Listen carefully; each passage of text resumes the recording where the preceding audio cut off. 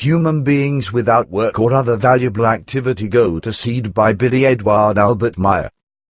Idleness does not only contribute to the human being's going to seed but also irrevocably to decrepitude in the later years or in the life of leisure after going into retirement. Fundamentally, the ideas of doing nothing, idleness, aversion to work as well as every type of age-related inactivity are all very negative because doing nothing has a detrimental effect on the psyche, consciousness as well as body and drives human beings away from useful social functions.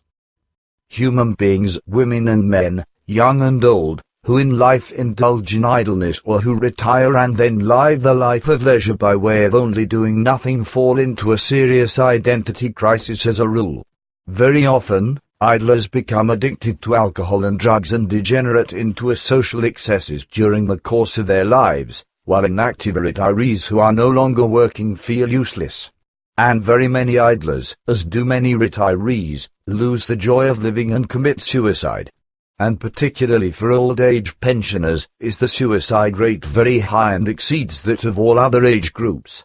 The fact is that for all idlers in life, men, women, young persons of all ages as well as senior citizens and those suffering from health complaints of all kinds, new role models are necessary that permeate a life-affirming frame of mind which above all can be realized through a sensible work and appropriate duties.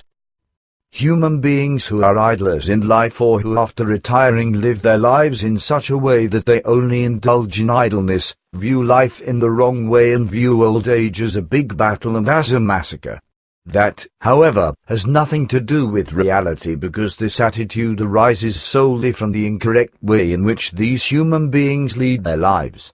Truly, life is neither a battle nor a massacre, but a joy and a path of progress and development. Still, all those who complain about life and their situation etc., be it in regards to a lack of health, missing or inadequate interpersonal relationships, lack of money and so on, form their own lives, their prevailing situation, their behavior, their work or their idleness, since every single person is the master of his or her own destiny. Thus, if they suffer, then they create their suffering themselves, their financial debts, their quarrels with other persons, with their partner, a friend, acquaintance or any other fellow human being. And if they are sick, then it is also their own attitude and their behavior which determines how they face their sickness, either suffering, grouchy, sniveling, self-pitying or brave, patient, with a good sense of healing and progress etc.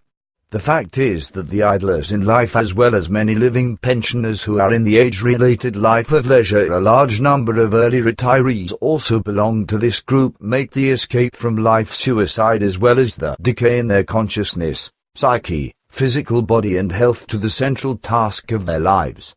Truly, it's all a strange and cowardly self-centeredness that results in an obsession with one's own suffering, unpleasant situations and living conditions, and any self-initiative for a sensible activity is completely destroyed. In this respect, neither the age nor the gender plays a role, because fundamentally, only the total attitude towards life and its obligations is important, which means use it or lose it. This applies exactly to those who pursue idleness in life as well as to many early or normal retirees of both genders, when they sink into idleness completely lacking any initiative, miserably vegetate away, and in their own irresponsibleness cowardly surrender themselves to all possible sufferings and to the diminishing courage to face life. In this way a cowardly weariness of living and a cowardly self-pity develops, and in the end a cowardly suicide occurs in order to cowardly escape all that what one's own lack of initiative and responsibility could not overcome. That is the hard and real truth, even if it is challenged by the affected persons as well as by the antagonistic know-it-alls, critics, veneers of the truth and mollycoddled false humanists, who attempt to stamp this fact into the ground. But in spite of all this, the fact remains: use it or lose it. And those who during their lifetime, as early retiree or in the non-working state after mandatory retirement indulge in doing nothing, end up succumbing to vices, addictions and all kinds of physical, health-related, consciousness-related and psychological sufferings as well as grumpiness and weariness of living. These degradations lead to a screaming misery and very often end with suicide, and the suicide rate among the idlers, the slackers with no initiative, is very high.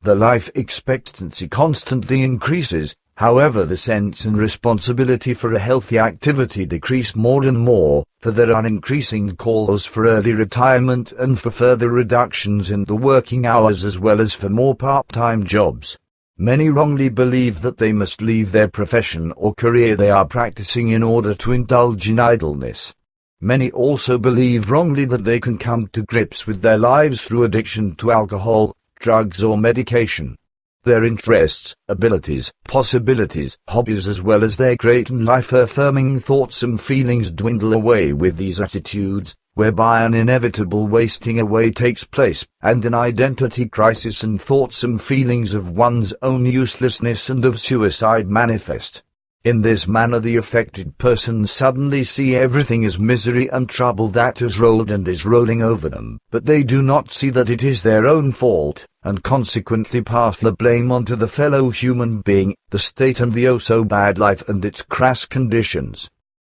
For earlier generations, the daily work was useful and was maintained and carried out until a ripe old age. Idleness in life was foreign to them, since without work there was no healthy, valuable and progressive existence. When the ripe old age arrived, there was then a short time period with a little less work before death came calling.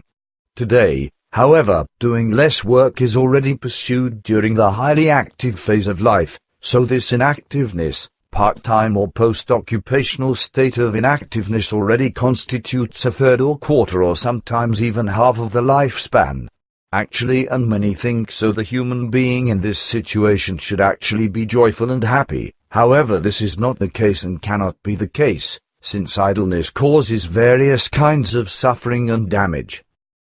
Indeed, at least in the industrial countries of today, a good portion of the old age pensioners are in a good financial position, as are many others who have not reached the age for retirement and have no or minimal health complaints to speak of, yet suddenly the identity crisis is there because they are confronted with a self-produced inactiveness and do not, or no longer, perform anything reasonable in life.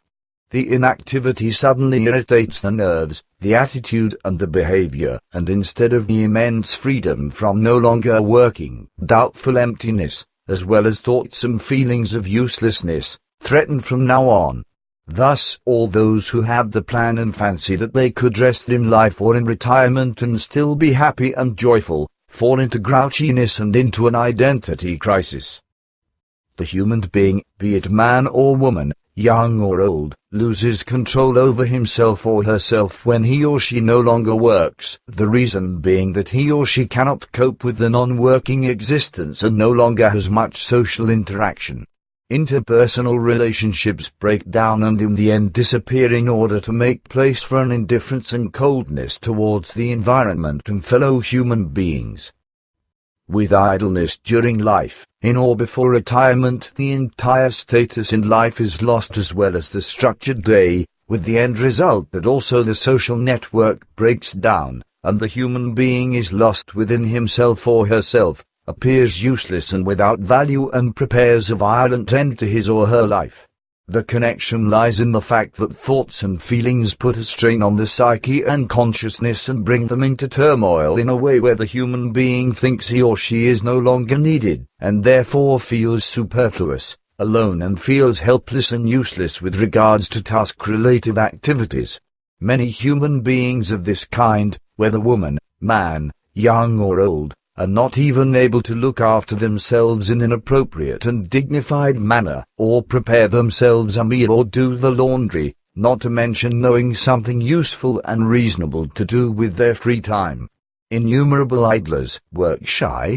early retirees and old-age pensioners just sit in front of the television for half or entire days and consume every nonsense and rubbish that flickers before them. That is how they promote their imagined uselessness all the more, whereby they fall into addictions and vices from which they are no longer able to free themselves, be it alcohol, illegal drugs, medication, pleasures, quarrels, hate, jealousy, self-pity or whatever. the identity becomes fragile and creates great feelings of uncertainty, and the self-esteem deteriorates more and more, which only orientated itself towards what was done and what has not been done.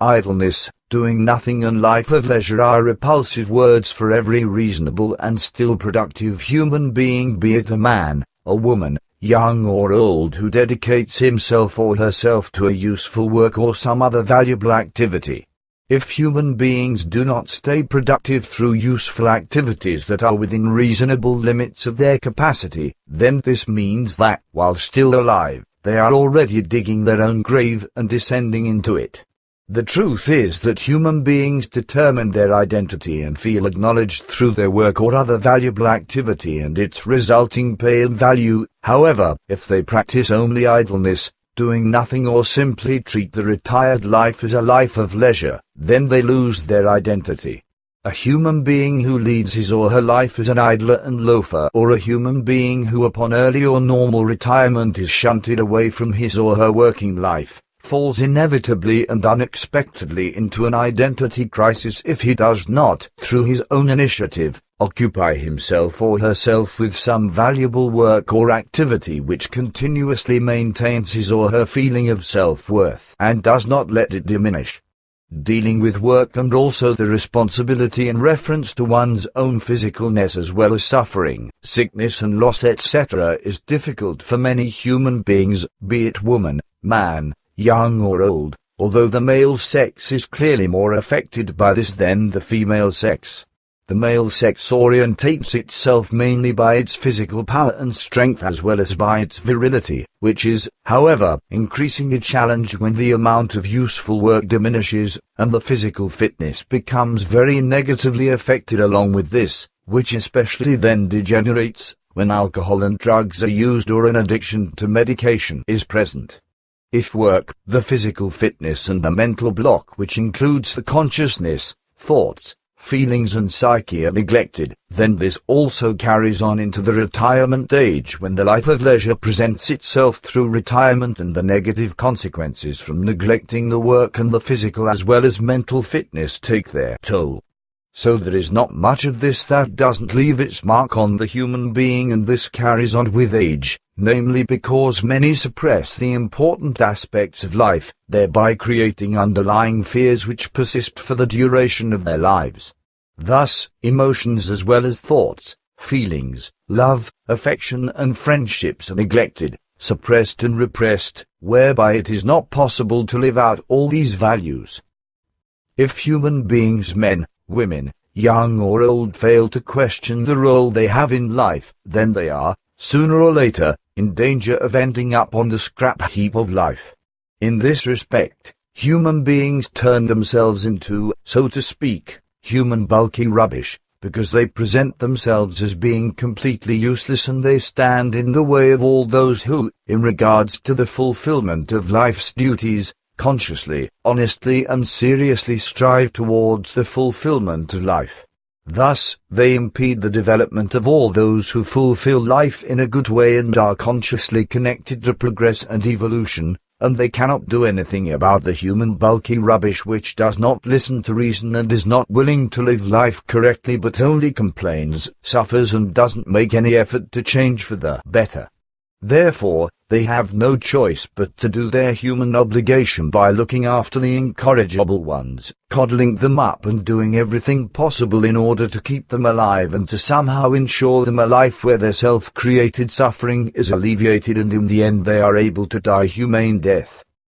The idleness, the inactivity of many women and men, regardless of age, frequently leads, along with the aforementioned problems, to the breakdown of existing marital relationships and divorce, because one partner can no longer bear the inactiveness and shiftlessness of the other and wants to go his or her own way again in order to be able to really and truly live.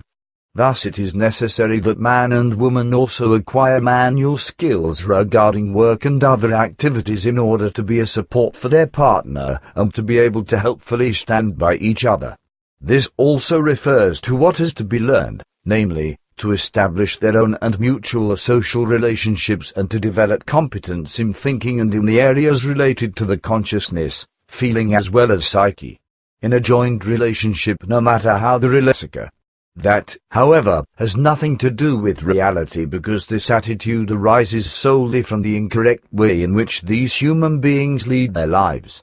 Truly life is neither a battle nor a massacre, but a joy and a path of progress and development. Still all those who complain about life and their situation etc., be it in regards to a lack of health, missing or inadequate interpersonal relations and degenerate into a social excesses during the course of their lives, while inactive retirees who are no longer working feel useless. And very many idlers, as do many retirees, lose the joy of living and commit suicide. And particularly for old age pensioners, is the suicide rate very high and exceeds that of all other age groups. The fact is that for all idlers in life, men, women, young persons of all human beings without work or other valuable activity go to seed by Billy Edward Albert Meier. Idleness does not only contribute to the human being's going to seed but also irrevocably to decrepitude in the later years or in the life of leisure after going into retirement. Fundamentally, the ideas of doing nothing, idleness, aversion to work as well as every type of age-related inactivity are all very negative because doing nothing has a detrimental effect on the psyche, consciousness as well as body and drives human beings away from useful social functions. Human beings, women and men, young and old, who in life indulge in idleness or who retire and then live the life of leisure by way of only doing nothing fall into a serious identity crisis as a rule. Very often, idlers become addicted to alcohol and drugs ages as well as senior citizens and those suffering from health complaints of all kinds. New role models are necessary that permeate a life-affirming frame of mind which above all can be realized through a sensible work and appropriate duties. Human beings who are idlers in life or who after retiring live their lives in such a way that they only indulge in idleness, view life in the wrong way and view old age as a big battle and as a